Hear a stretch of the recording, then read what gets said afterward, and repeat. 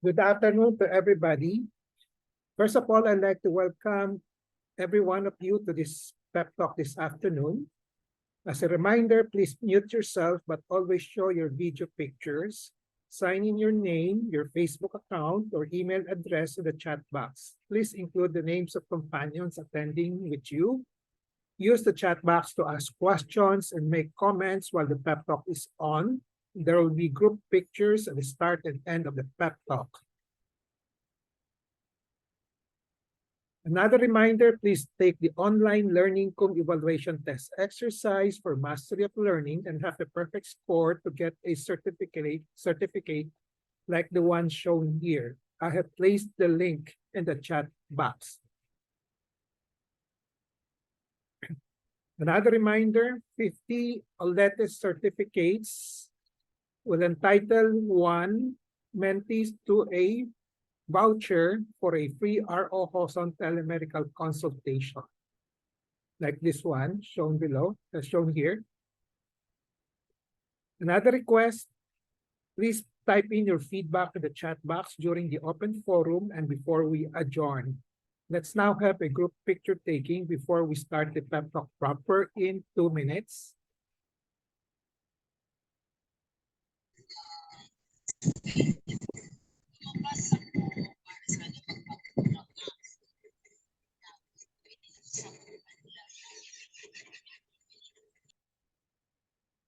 Okay, everybody ready to show their faces? One. Okay. 1, 2, 3.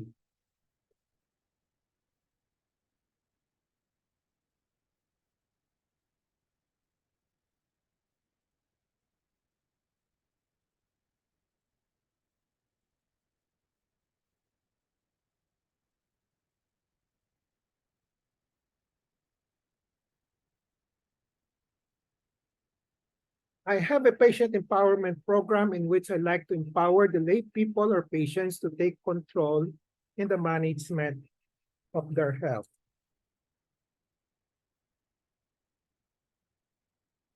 I started the pep talk on May 15, 2021. There are 3 courses in the pep talk. I completed the core course on October 9, 2021. And from October 23, 2021 onwards, I have been tackling health disorder and health issue courses. This may take 3 years or longer, depending on our enthusiasm, discipline, and perseverance. We're actually now going on our third year. My pep talk today is entitled, When to Say You Have a Goiter. The empowerment objective is for the lay people to have an essential understanding of when to say you have a goiter in their health management. The contents of this talk will be the following: when to say you have a goiter, what to do after you have discovered you have a goiter, and what to expect from a thyroid specialist after you consulted him or her for a goiter. A disclaimer here, I'd like to say that the contents of this pep talk will contain my thoughts, perceptions, opinions, recommendations, or what I call TPORs, culled from personal experience as well as from experience of other professionals. The emphasis of this pep talk, I like to say, is that are on the following: how to recognize the presence of a goiter during next self-examination.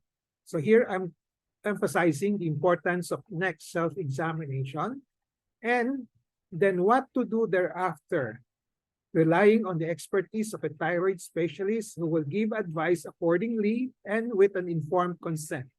So here I'm emphasizing the importance of a thyroid specialist whom one has to consult, and not to jump to diagnostic tests without prior next self-exam and thyroid specialist advice.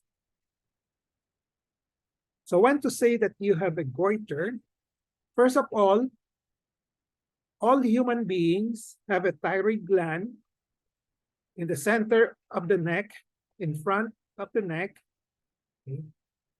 which can give rise to a goiter. Okay. So goiter is related to the thyroid gland.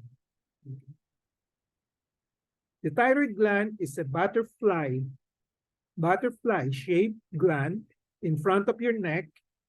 It makes hormones that regulates the body's metabolic rate, growth, and development.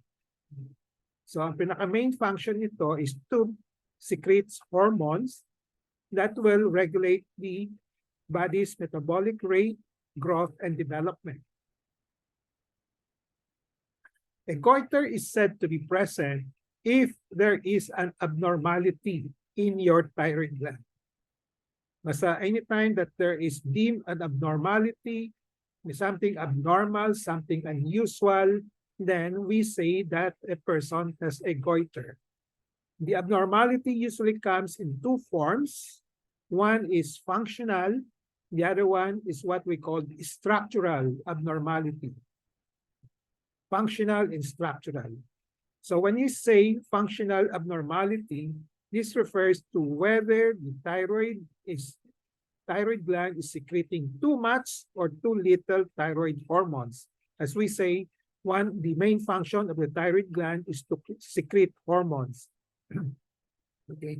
So kung marami ang sinisecrete, sobrang dami, okay, sobra dun sa usual amount, then the patient has hyperthyroidism. Kung kulang naman, sobrang kulang or kulang, we call it hypothyroidism. Now, when we talk about structural abnormality, yung anatomy, yung structure, yung configuration of the gland itself, not the hormonal functions anymore. Okay? So when you talk about structural abnormality, we refer to whether the thyroid gland is diffusely enlarged, malaki, okay, or there are nodules, kung may mga bukol-bukol, okay, so, or masses, then, and these masses could either be cancer or not cancer. Okay. So ito yung examples of structural abnormality. Malaki ang thyroid gland, and then may mga bukol-bukol. Here, we're not talking about the functional abnormality. When you talk about functional abnormality, it's the amount of secretions that the thyroid gland is making, whether it's hyper or hypo. Kung normal ang amount, we call that euthyroidism or normal thyroid function test. So you have a goiter when any one of these abnormalities is present. Okay? Functional or structural. Sometimes it's a combination of the two that may be present. So do a self-examination to check if any of these abnormalities is present. If one is present or two are present, then one can say that you already have a goiter. So how to do self-examination to check if a goiter is present or not? So that's the first thing that we have to do. So two essential things to do in self-examination for possible goiter. One is neck self-examination. You examine your own neck, and then you try to feel for goiter symptomatology, meaning mga symptoms that may suggest abnormality in the thyroid gland, especially the functional ones, so which could be symptoms of hyperthyroidism or hypothyroidism. So always start with the neck self-examination. So neck self-examination usually facilitates diagnosis or recognition of the goiter in 1 minute. So kapain lang yung leeg nyo, in 1 minute, you can easily tell whether you have a goiter or not. So aside from yung kinakapa, you feel for any symptoms, yung mga nararamdaman. So this is an illustration of a neck self-examination. Yung mga, okay, step by step. So when you say self, kayong sarili, so you have to stand in front of the mirror because mahirap makita yung sariling goiter without the mirror, yung thyroid nyo without the mirror. And then extend your neck para kitang-kita yung leeg ninyo rito sa harap, no? So, then take a sip of water. Bakit umiinom ng tubig? Para madaling lumunok. Kasi yung thyroid gland naka naka nakadikit doon sa trachea. So pag lumulunok kayo, yung trachea will go up and down. So sasama yung thyroid gland. Okay? So kung may na-feel kayong something that moves up and down in the front of the neck, most likely you have a thyroid abnormality. Okay?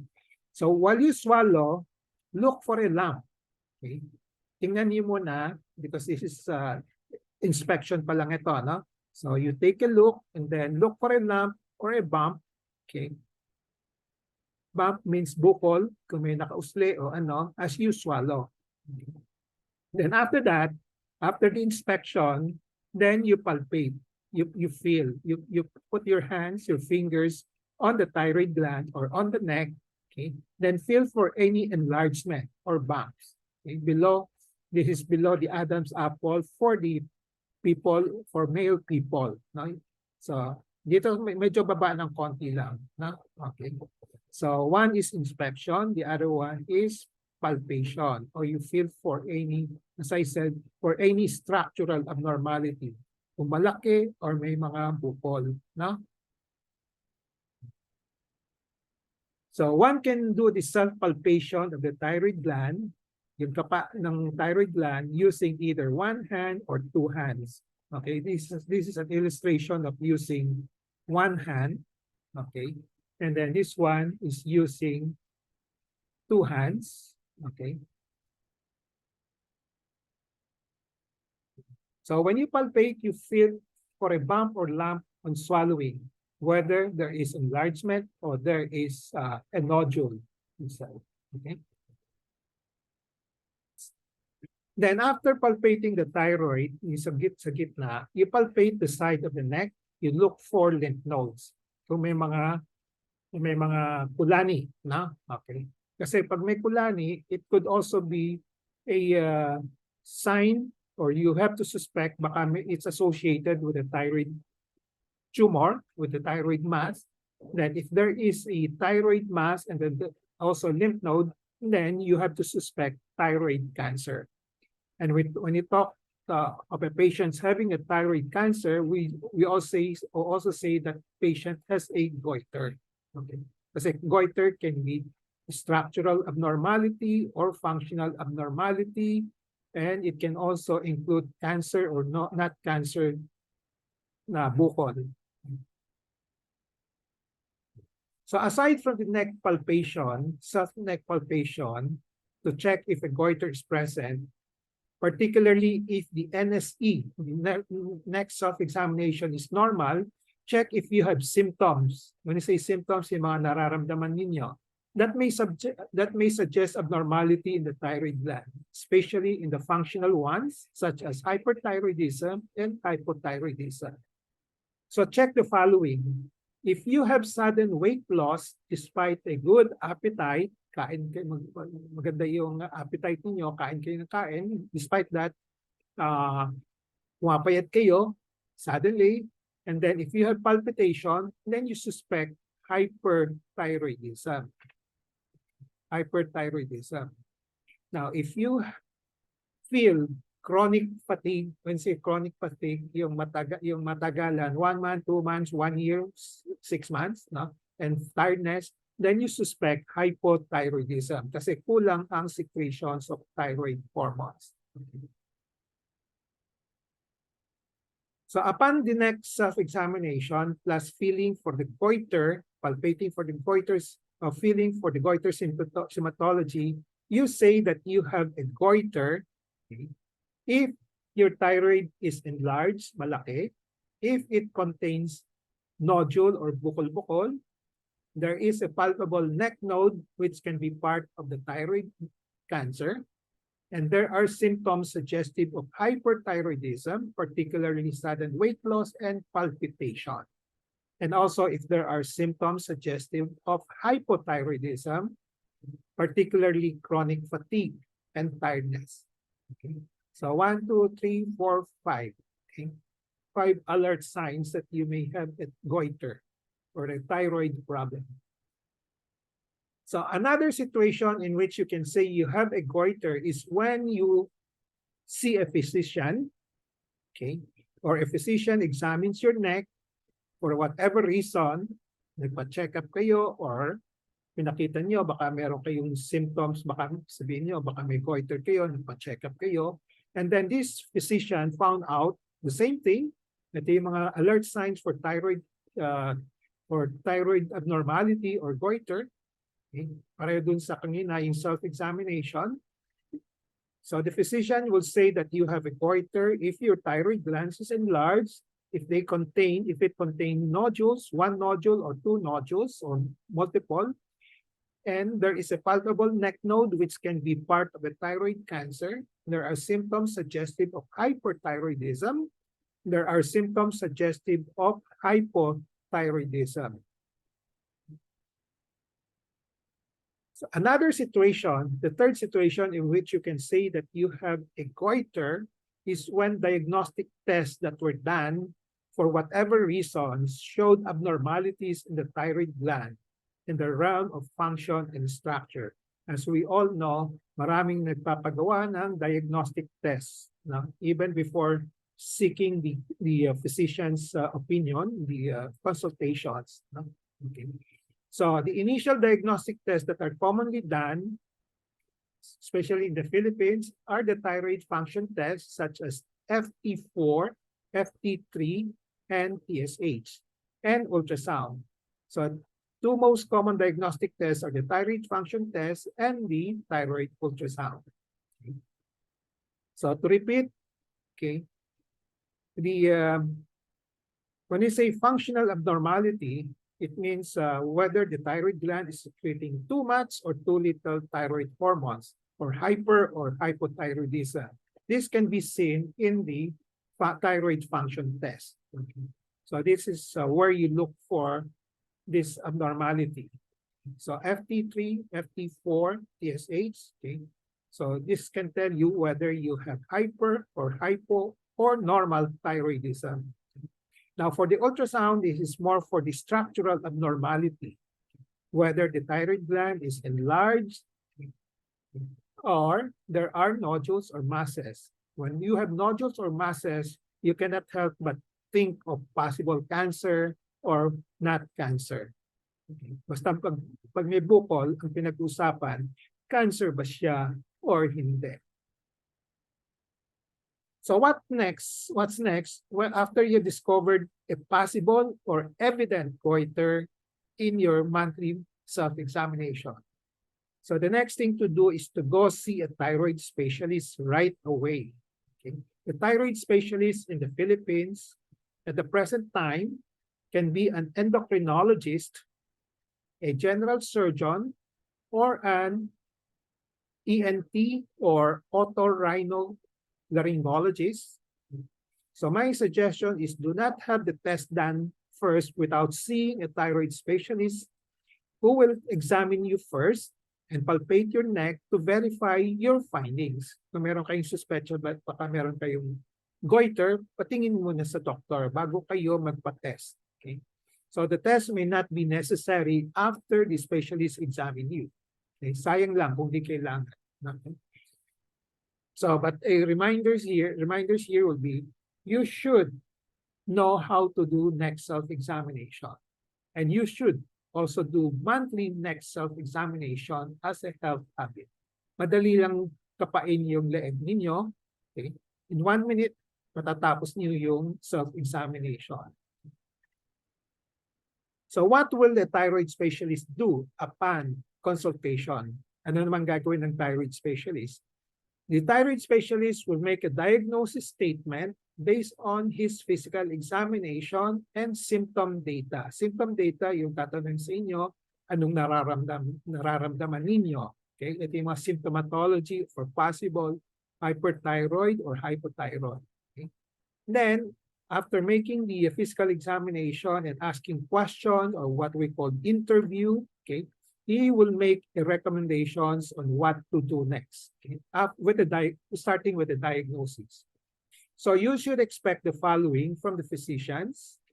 Number one is a diagnosis and then explanation of the findings, and then allayance of fear and anxiety. Baka natatakot kayong cancer. Kung sa palagay niya hindi cancer, so sasabihin kagad sa inyo, hindi cancer ko kagad, no? Para hindi na kayo matakot, no? Or if it's cancer but it's a good form of cancer, sasabihin sa iyo, huwag kayo matakot kasi yung cancer na that you may have, medyo mabagal lang yan. No? Ganon. Something like that. Then, if you have questions, the doctor should be able to answer all your questions. And then, for any treatment that will be recommended or decided upon by the doctor and the physician and the patient, there must be an informed consent. Informed consent means payag kayo na explain sa inyo lahat at pumirma kayo na gusto na yung gawin. So depending on the diagnosis, so importante yung diagnosis. Always ask the physician, ano ba yung diagnosis to? Okay? So depending on the diagnosis, the following recommendations may ensue. Number one, observe and do further self-examination and specialist monitoring. Kung wala namang problema, i-observe lang. Or kung hindi naman siyang cancer, pwedeng i-observe na maliit lang. No? Or the physician might request for further diagnostic tests like FT4, FT3, and TSH, and ultrasound. Or he might give you medications already if he has a diagnosis of a medical conditions that can be treated with medicine. Okay. Then, if it's kung may suspecha na cancer, he will say, let's have an operation. Okay, so these are some of the recommendations that may happen when you consult a physician, depending on the diagnosis that will be made by the physicians. So summary and takeaway for this particular lecture will be, so when do you say that you have a goiter? So this is upon next self-examination muna, yung kapa, plus feeling of goiter symptomatology. As I said, 5 elements here. You say that you have a goiter if your thyroid gland is enlarged, malaki, okay?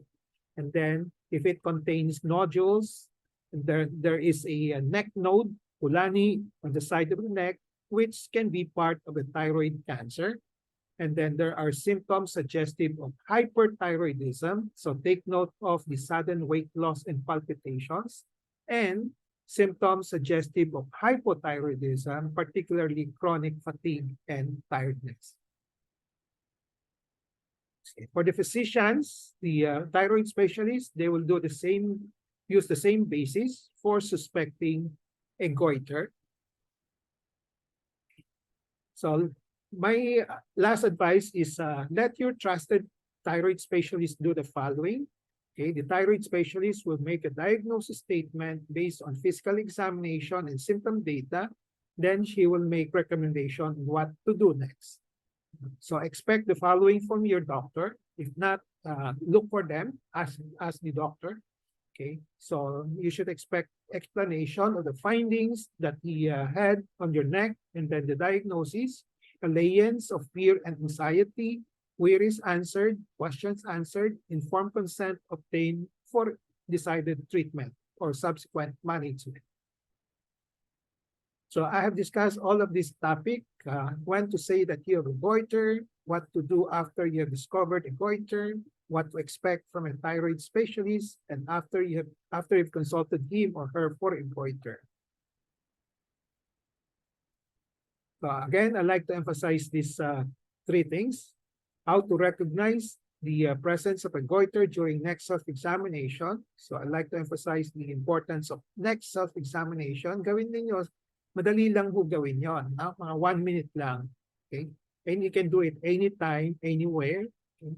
Then, then what to do if you palpate something, may suspecha kayo may goiter kayo, then you have to look for a thyroid specialist. Maghanap kayo ng thyroid specialist who could be an endocrinologist, general surgeon, or an ENT. And then the other thing is not to jump to diagnostic tests without prior next self-examination and thyroid specialist exam. And emphasize ko yung number 3 because we see a lot of diagnostic tests going on which are not really needed. So takeaway in relation to patient empowerment, please always be in touch with reliable medical information on how to recognize presence of a goiter and what to do thereafter. Knowledge is power. It gives power. Use the 4 Ks of patient empowerment: kaalaman, kakayanan, karapatan, and kapangyarihan to gain greater control over decisions and make better decisions on recognizing goiter and what to do thereafter. So this ends my pep talk today. I hope I have empowered you to have an essential understanding of when to say you have a goiter in your health management. So before we go to the open forum, reminder, please take the OLETE 50. Try to obtain 50 OLETE certificates so that you will have 1 voucher for a free ROJoson telemedical consultations. And then place your feedback, type in your feedback on the chat box during the open forum before we adjourn. And then, okay, let's now have a group picture taking before we start the question and answer portion.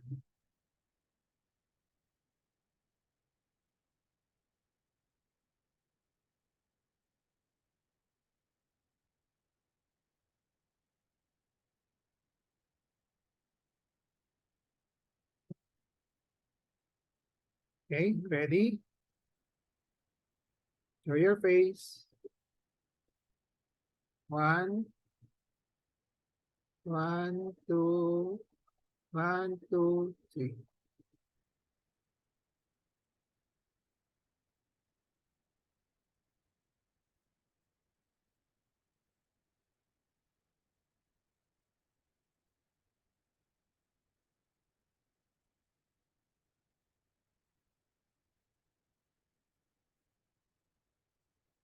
Okay. The floor is now open for questions, comments, suggestions, or even consultation, short consultations. No?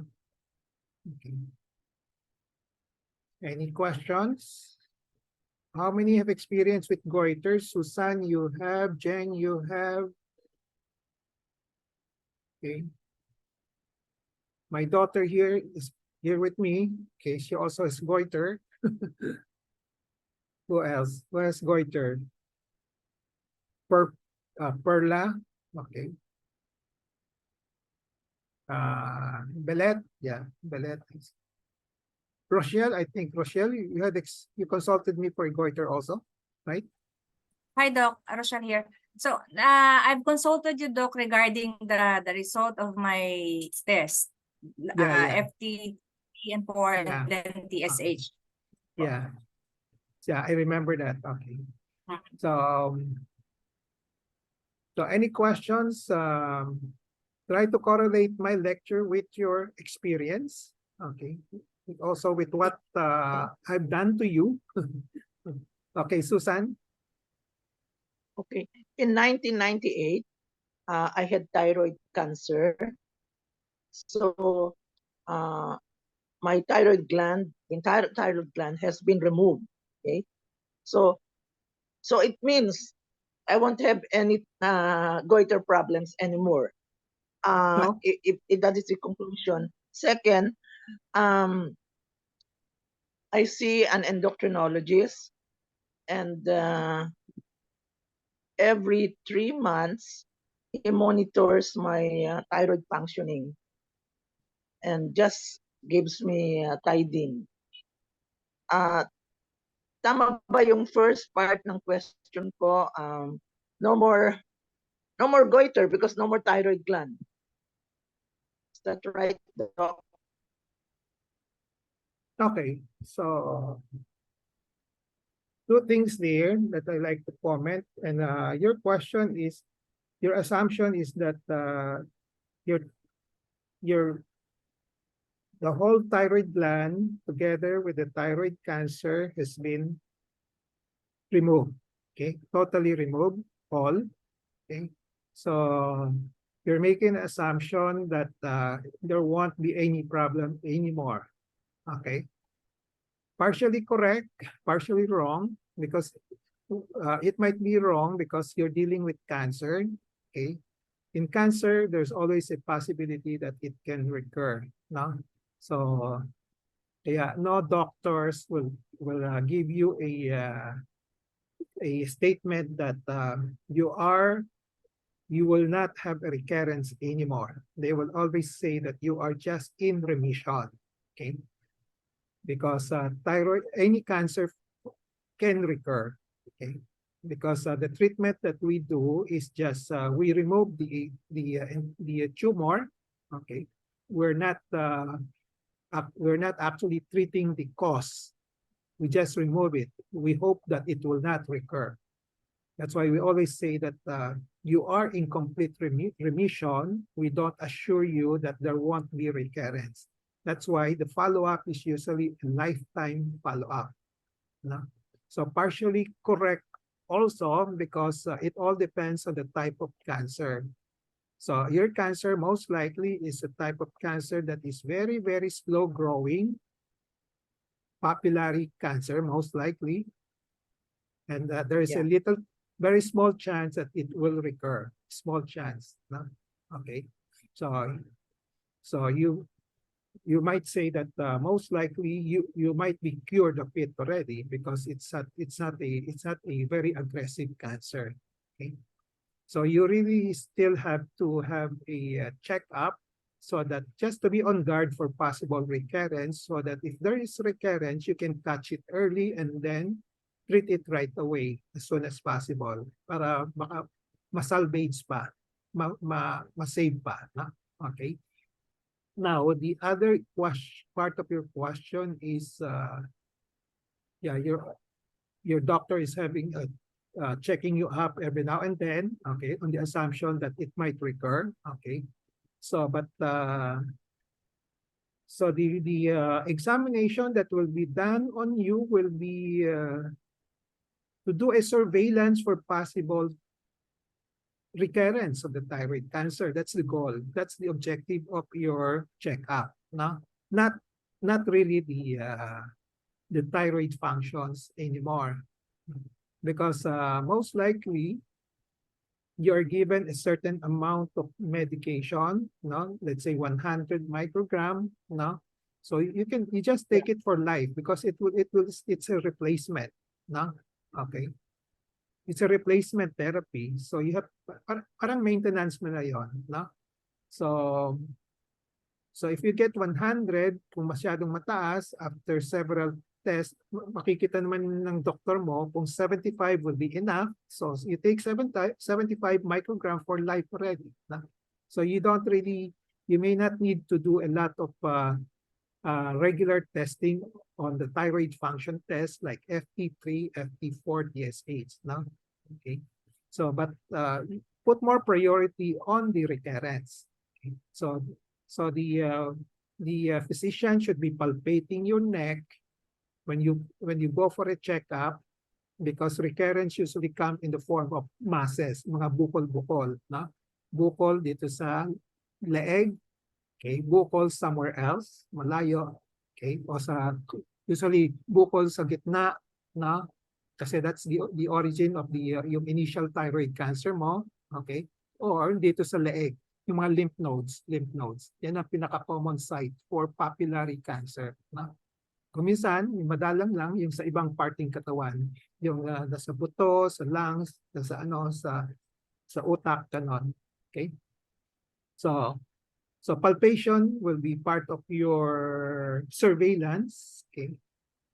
So you can do your self-palpation by yourself to check if there's a recurrence. No? And then when you see a physician, when you rely on physicians to check you up, you should expect him to do the palpation. And if there is something that he will be suspecting, baka may bukol-bukol, ganon, then he might do, or she might do an ultrasound. No? Okay. ultrasound. So, but some doctors, maximalist doctors, might do ultrasound every year. No? Pwede ding minimalist doctor will just palpate your neck. Kung wala kang nararamdaman, walang nakakapa, you don't have to do ultrasound every year. Okay. Okay. Every so often, pwede. Every 3 years, pwede. Every 5 years, gano'n. No? Kung may nakakapa lang. No? Okay. Okay. Thank Did you, I Doc. answer your questions? Okay. Yes, you did. Thank you. Okay. Any more questions? I have a question. Yeah, Is sure. PCOS associated with having thyroid problems? PCOS. Because that's I'm not very sure, but they I've been hearing that it's somehow related to the thyroid function. No? So that's why they try to control the thyroid functions with medications as to so that they can control the PCOS. No? Okay. I've heard about it. No? Okay. Okay. Because But Athena has PCOS. anong ginagawa sa thyroid? May medication ka sa... Wala, pero ang mostly binibigay sa kanya yung pills. Pero pinatitesting yung kanyang thyroid function. Pero ang medication niya is yung pills and metformin. Metformin. Yeah, so Pero- I was wondering kung associated ba yun sa thyroid? As I said, I've heard about it, but I have to study it further. No? So, na binibigyan ng ini-examine ng thyroid gland ng mga gynecologists, yung mga pasyente na may PCOS, di ba? Okay. Yeah. To the point that sometimes they would say that we need to give you medications, no? For in the thyroid para makontrol yung PCOS daw, no? Kahit na wala kang nakakapangbukol, walang problema sa thyroid, no? They would say that they would like to control the thyroid hormonal level para makontrol yung PCOS, no? Okay. Let me research on that. I'm not, but I've heard about it. No? Okay. Okay. Okay. Any more? Any questions? I think Ma'am Susan has a question also. Susan? Yeah, she has another question. Yeah, sure. Nasaan? Sinong taas ng kamay? Actually, I wrote it on the chat, no? Pero anyway, You wrote it? I can say it. Is it true that lack of iodine causes goiter? Yeah. It's when you lack iodine, so the formation of the thyroid hormones, okay, will be decreased because it relies on the iodine, no? So you're going to have hypothyroidism. No? So that's the cause of the tinatawag na iodine deficiency goiter.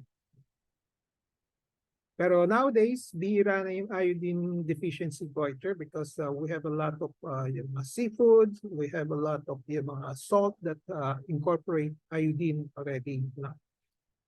So mga in areas that are sa mountainous area, probably na walang mga iodine, no? Then there is a high incidence of iodine deficiency goiter. But nowadays, usually hindi na eh, no? Okay. Hindi na very common yung iodine deficiency goiter.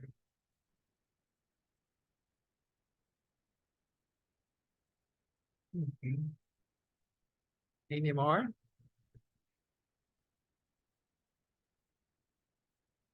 Rochelle has a question, no, Rochelle?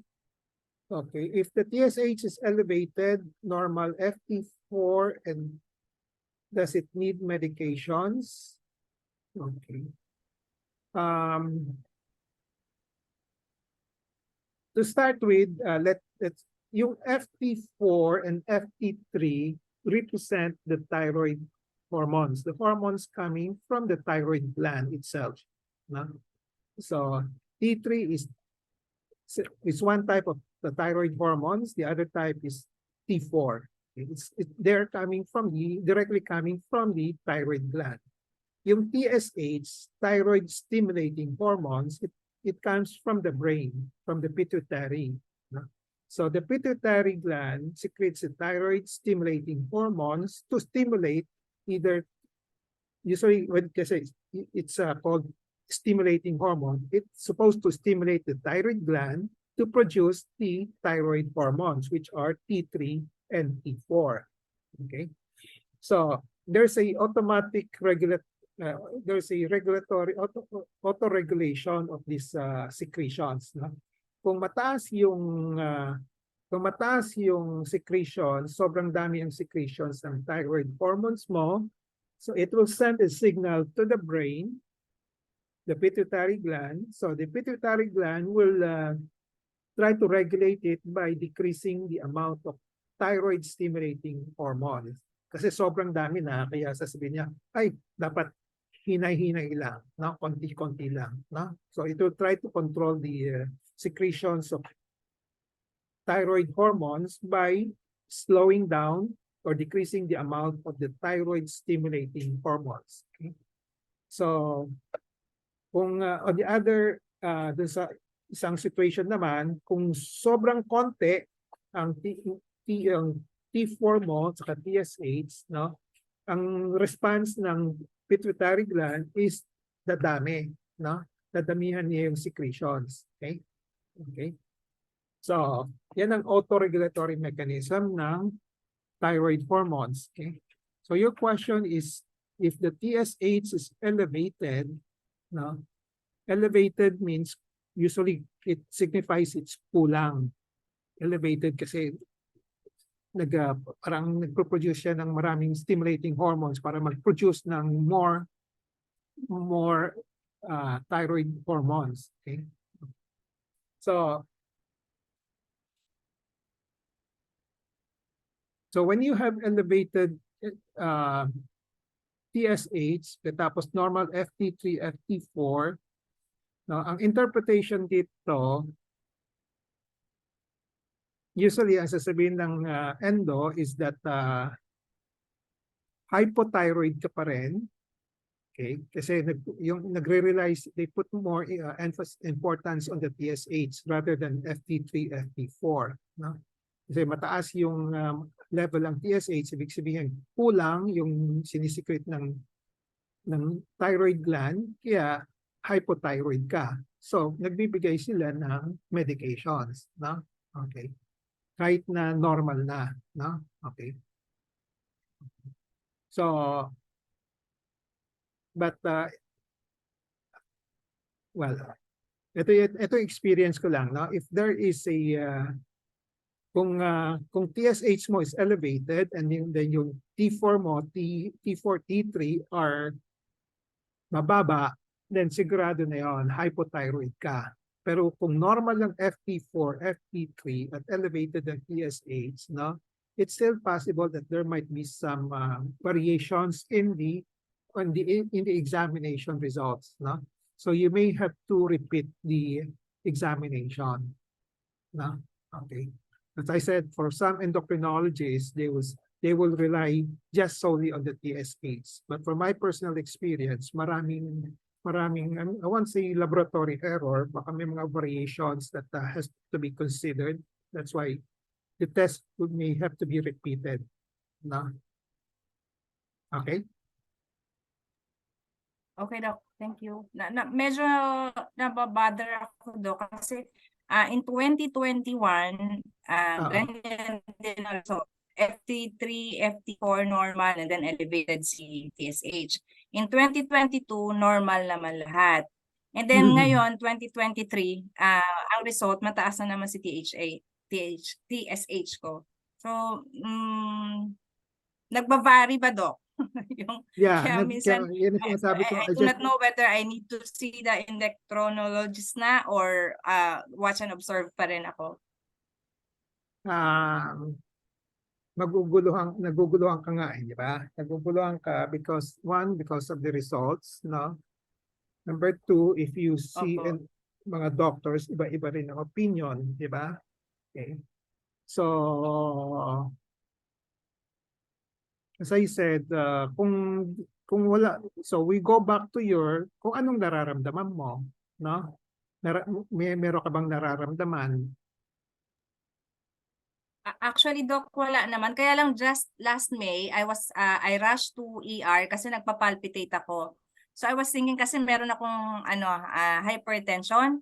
So iniisip ko baka yung heart ko affected na. That's why I rushed to ER kasi nga nagpa-palpitate ako. And then kumbaga ini-CG ako, normal naman siya, Doc. Kaya lang it was advised na yun nga, baka may something wrong with your thyroid. So magpa-function test ka.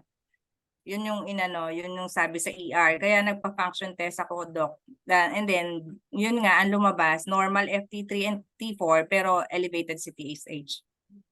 So hindi siguradong hindi Pero ano yan. under normal circumstances, apo.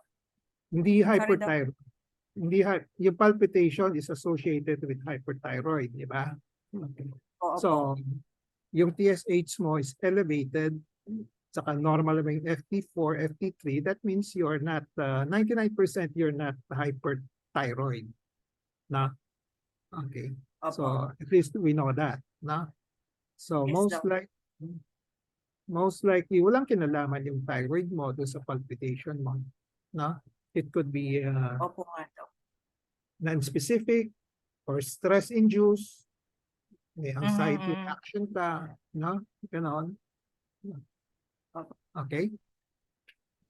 So, Okay, Doc. kaya ang usually advice ko nga, as much as possible, pag walang nararamdaman na wag na niyong pa-test kumisan. You don't have to go for the test kasi the test can give you create more confusion no? Yes, Minsan actually, Doc. di mo alam Creates kung, anxiety, actually, Doc. hindi mo alam kung anong tama ngayon kung lumabas na yung results, no? Kung sasabihin mo, baka mali, ipapatest mo, how sure are you yung repeat test ay tama o mali? Yes, Doc. Okay. Yes. So you just have to rely on yung symptoms mo. Kung wala naman kayong nararamdaman na kung sa thyroid, whether you feel hypo or hyperthyroid, kung wala kayong nararamdaman on that area, huwag na kayo magpa-test. Na? Maguguluhan lang kayo. Yes, Doc. Thank you, Doc. Mhm. Doc, Hindi ka pa question. umiinom ng gamot, ha? Hindi ka pa umiinom ng gamot. Wala pong gamot, Doc. Kasi wala naman akong actually symptoms, Doc. Hindi naman ako naglo-lose weight. yung bang ganon. So, tapos wala naman din ako nakakapa, Doc. Thankfully, wala naman ako nakakapa sa neck ko. So, Yeah, I'd like to share to you my experience in 2017. Ganun din, nasa akin. So, nagpa-FT4, TSH, and then TSH. Ang lumabas, yun nga, yun, pareho. Elevated, normal FT3, FT4. No? So, pinaulit ko within 1 week, normal yung TSH, saka normal FT3, FT4. So, tinanong ko yung mga laboratory, no, technicians, anong nangyari? Kasi kasi gusto ko malaman, is it laboratory error? Siyempre sasabihin nila, quality control sila, it's not laboratory error, no? Okay. Yep. So I decided not to take anything. yes. So if I interpret it as hypothyroidism, iinom ako ng gamot. At usually, hindi mo malaman kung hanggang kailan, no? Walang katapusan yan. Okay. So, play it by ear na lang kung anong nararamdaman ninyo. No? Okay? Okay. So, also check your pulse rate also. Pulse rate, kung may palpitation kayo, check your pulse rate also.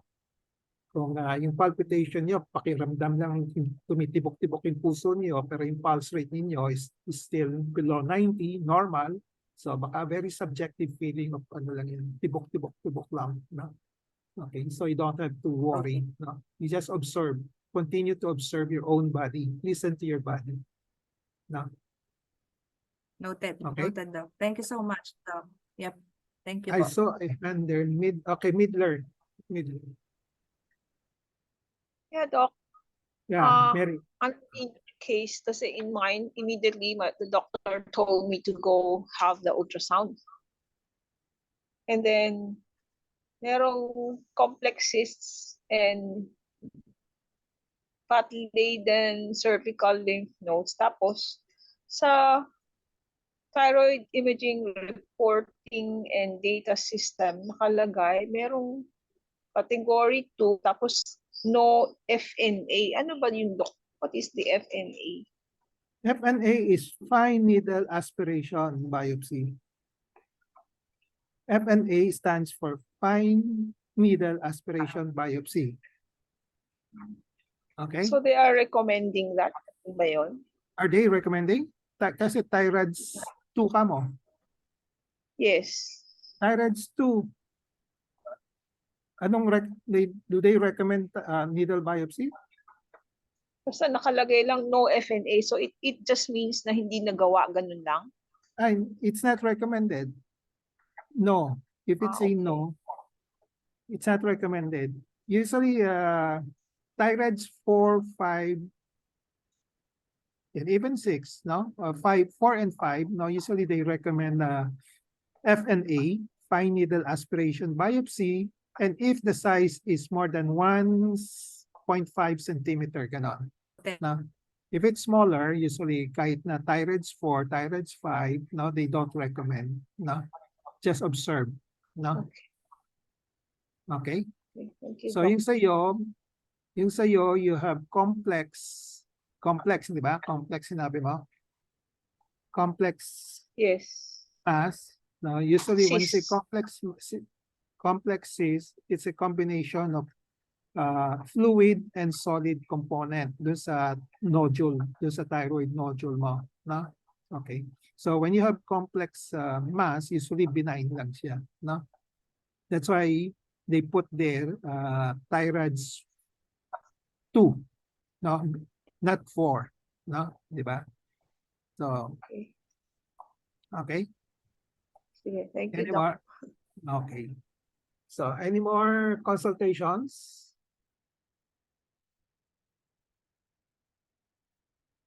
Okay. Wala na? Me, Perla? I have a question. Okay. Maria, Husta. Okay.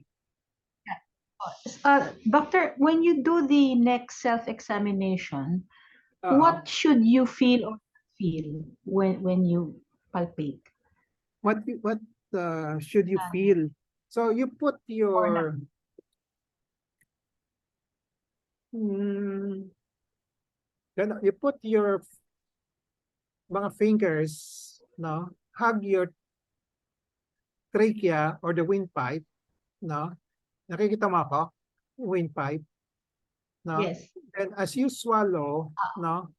Try to feel for a parang may hump or umbok that will go between your finger and the trachea. Pag mayroon kang nakakapang maumbok, no, parang humps, no, as you swallow, that means baka may bukol ka. Okay? So try it now. Sige, try it on your neck. So then swallow. Okay. Kung isa makakapa mo yung tracheal ring, yung mga rings. 'Di ba yung windpipe may mga cartilage na yung rings, no? Medyo matigas ng konti, no? Okay. Yeah. Okay. Nafe-feel mo yung tracheal ring? O kung baka kung minsan medyo mataba, hindi nafe-feel. Okay. Anyway, Yeah, try oo. swallow lang kayo, no? And then try as you swallow, try to see if you can feel a parang humps sa kalye, humps, no? Hump, no? That will go up and down as you swallow. Kung smooth siya, no, walang hump, most likely walang bukol, walang thyroid nodule, no? Okay. Or the other way, if you can feel talaga yung the whole, yung right and left na may hindi naman pwedeng humps din, pero yung pantay na malaki, then you call that enlargement, no? Enlargement tawag niyo noon, no? So kabilaan malaki, no? Okay. So kasi when you hug your trachea, dapat yung trachea ang makakapa mo. Kung malaki yung thyroid mo, hindi mo makakapa yung trachea mo, ang makakapa mo yung thyroid gland, no? Yung thyroid gland itself, no? Okay? Get it? Yeah. Try it. Sige. Swallow.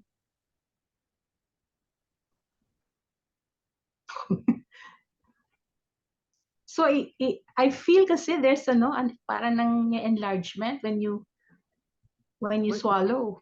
When you say enlargement, kabilaan malaki. Right and left. Yes. Oh, Yes. sige. Adi, so anong gagawin mo based on the lecture? Patingin mo na sa specialist. Okay. Palpate to recheck. Wag ka muna magpa-ultrasound, wag ka muna magpa-thyroid function test, no? Okay. Baka hindi naman kailangan, no? Okay. Okay. Nakuha mo na? Yeah, ngayon naman wala. Okay. Kung wala, okay. Ganun yun. Ganun ang sikreto dyan. Pag wag kinakapa natin yung sarili natin, make sure that it's persistent. Yung talagang andyan palagi to say that it's really unusual. Kung nawawala, most likely wala yan. No? Okay? Okay. Okay. Kasi kanina meron pag ganun mo natin. Kaya nga. So Kaya, that's kasi iba nagpapanik na kung may nakapa something unusual. Ay, baka na. So, but observe for a while and then repeat the palpation again and again. During the day or tomorrow, feel mo ulit, no? Kung talagang persistently present, andyan palagi, yun, most likely andyan na siya, no? Meron siya, no? So you don't have to rush to see a doctor right away, no? Okay, palpate niyo muna. Yes. Okay? Okay. Thank you, doctor. Thank you. Okay. Jeng, nakakapa mo yung thyroid nodule mo, Jeng?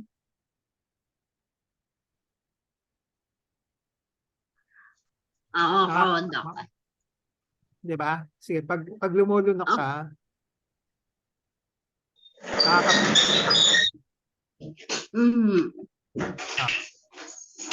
Si Jeng, meron siyang mga nodules eh. Diba? Pero maliliit siya. Yung Diba? upong incag. Pag nagsaswalo ka, mas makakapa mo, di ba? Mas napipil nga po, doktor, pag ganun pala, ano? Basta pag nagswalo ka. Oo. Pag hindi ka nagswalo, medyo mahirap i-distribute. Diretso naman po yung pagtitake ko ng medicine na Tidine. Ano? Nakaka? Yung diretso lang po yung medicine ko na Tidine, yung pong nireseta nyo sa akin. Yeah, because ang basis doon, as I said kanina sa lecture ko, it depends on the diagnosis. Ang diagnosis ko sa iyo is goiter na multiple colloid adenomatous goiter, which is a benign condition. Benign siya, no? So pwedeng subukan sa gamot, no? Okay. So, kumisan lumiliit, kumisan ayaw lumiit, no? Okay lang, basta we're not suspecting cancer. Basta babantayan lang. Parang nung last time, lumiit. Tapos nung second time tayong nagpa-ultrasound ako, medyo nagkaroon. Nitong last na July, parang nag-higher yung size. Pero kaunti lang naman po, hindi pa rin po ganun lumaki. Yeah. Nagbabari yan. Baka next ultrasound mo, liliit na naman yan. No. Okay. Okay lang nga po. So, babantayan lang natin. Hindi naman na nalaki. Basta pangalawa pa lang naman po malaki tas lumiit. Tas pangatlo na po pala yung ultrasound na ginawa natin. Yeah. Okay. Babantayan lang. No need to have an operation. No? Okay. Pero Doc, minsan nakakaramdam ako ng parang yung nanginikip yung yung ganito. Pero sometimes lang naman po, hindi po siya lagi. Siguro Pag po yung pagod, Yan ang sinabi ko kay Maria Justa. Basta if you feel something unusual, observe mo muna. Okay? Kung nawawala, no, parang hindi ka sigurado, observe mo pa, most likely walang problema. Ganun din, kung nararamdaman mo ngayon at mamaya nawawala, no, at minsan bumabalik, pero hindi siya at on a regular interval, no, observe mo lang, most likely walang problema. No? Okay. opo. Pero So, ano po, ginagawa ko, doktor, yung sinasabi, mag-try ako mag-BP, mag-blood pressure, okay naman yung ko, Oo. yung 100/80, 100/90, yung Pwede. ganun lang. Pero usually walang kinalaman doon sa thyroid mo. Kasi ang diagnosis kasi is MCAG eh. Hindi naman hyperthyroid eh, di ba? Okay. So kuminsan yung mga may bukol sa leeg, kasi parang psychological effect yun kasi alam natin there's something there. Marami tayong nararamdaman. Kuminsan nararamdaman parang sinasakal, di ba? Kahit na Opo. maliit lang, akala mo sinasakal ka na. Pero in reality, hindi naman talaga. Hindi ka naman sinasakal kasi maliit pa eh. No? Okay. Okay. Pakiramdam mo lang yon, psychological side effect lang yun. No? Okay. Okay. Okay. So, any more questions? Doctor, if you have one or two members of the family who has thyroid nodules, is it genetically, can I call it genetically inclined? Two of my sisters. Yes, pwede. Pwedeng genetically or it runs in the family. We call it runs in the family. No? Okay. So kung lahat kayo tatlo o apat, most likely meron, no? Most likely. Okay. Most likely So genetic. yung mother ni Christy, di ba? Okay. Nakita mo yung mother ni Christy, yung malaki. Tapos other sister, nawala naman na siya. Nawala. Okay. Sige. Hindi, pwede rin. Hindi, Mahirap sabihin talaga kung genetic. nagpa-check up siya sa isang. Hindi, kasi nagpa-check up siya sa espiritista. Spiritista. Ano ba yun? Yun daw, hinawakan yung leeg niya, tapos inaano lang daw ng kamay, lumalabas daw dugo sa leeg niya. So nawala daw yung bukol niya. Ewan. Wala nga naman. Wala nga siyang bukol. Ano ba yun? Talaga, nakikita mo yung bukol niya, baka wala bukol. Baka talagang walang bukol. May bukol siya before. May bukol siya, doctor, talaga before. Nung dalaga siya. Tapos nung nag-asawa siya, sa Chaong, Quezon siya nakatira eh. So, sabi niya, nagpa-check up daw siya sa espiritista. Yung inaano daw yung leeg. Tapos, ewan ko, I don't believe it. Pero ngayon nga, wala na siya. Ang natira na lang na meron ng thyroid nodule na hindi na-treat yung nanay ni Christy. Yung malaking-malaki, di ba? Kasi ayaw niya magpa-opera. Okay. But we also have to remember that yung mga benign na MCAG, yung colloid goiter, kuminsan kusang nawawala rin. No? Kasi it might be related to stress, to hormonal imbalance, gano'n. No? Kuminsan kusang nawawala. No? Okay. So pwede mangyari yon. Kasi I was thinking kung magkakaroon din ba ako ng ganon pagdating ng araw. Possible. Just be on the lookout. Possible. Anything is possible. No? Okay. Just pray and hope that it's not cancer. Okay. Okay? Okay. There are no more questions. Last call, it's 3:03. No? Thank you for all your questions. Meron pa? Perla, meron ka bang sasabihin? Perla was operated on also for thyroid. Si Belet, ino-observe ko lang. No? Okay. Wala na? So if there are no more questions, we'll call it a day. We'll see each other next week again. No? Okay? Okay na? Bye-bye. Bye-bye, Doc. Bye-bye. Thank you po. Thank you, Doc. Bye. Happy weekend. Thank you po. Ingat po Welcome. tayo. Bye-bye. Thank you, Doc. Bye. Bye. Bye-bye.